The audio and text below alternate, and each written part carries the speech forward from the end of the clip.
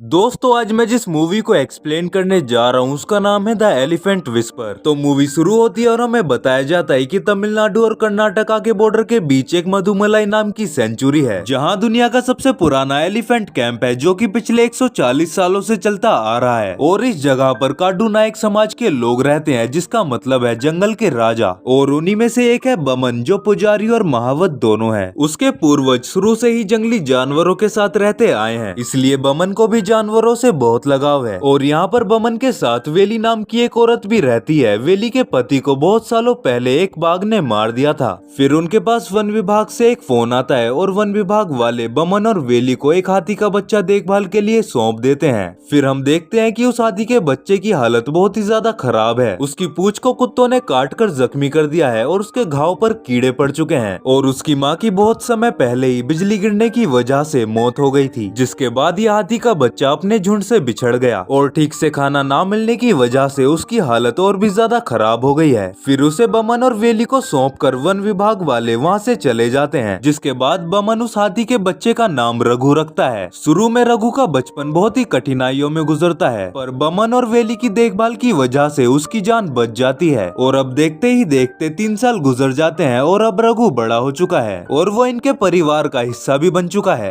अब बमन भी उससे अपने बेटे की तरह प्यार करता है और वेली जब रघु को देखती है तो वो अपने सारे दुख दर्द भूल जाती है। फिर बमन हमें बताता है कि हाथियों की देखभाल करना कोई आम बात नहीं है। वे बहुत ही बुद्धिमान और भावुक प्राणी होते हैं जो कि कभी कभी खतरनाक भी हो सकते हैं। बमन का परिवार पूरी तरह से जंगल पर निर्भर है, साथ ही वो इसकी सुरक्षा भी करते हैं। फिर धीरे धीरे दिन बीतते हैं और बरसात का टाइम आ जाता है। बारिश की वजह से जंगल अब और भी ज्यादा हरा भरा हो गया है, जिससे हाथियों के लिए चारे की कोई भी कमी नहीं है। अब विशेष पूजा का दिन आता है जिस दिन सभी हाथियों को अच्छे से सजा कर उन्हें गणपति जी से आशीर्वाद दिलाया जाता है। यहाँ पर बमन कहता है कि उनके लिए हाथियों की सेवा करना भगवान की सेवा करने जैसा है। अब धीरे धीरे मौसम बदलता है और हरियाली जाने लगती है। जंगल में सूखा पड़ने की वजह से कई हाथी मारे जाते हैं। उन्हीं में से एक हाथी की बच्ची जिसका नाम अम्मू है वो भटकते हुए बमन और वेली के पास आ जाती है, जिसके बाद वो दोनों उसे भी अपना लेते हैं और अम्मू की भी रघु की तरह खूब देखभाल करते हैं।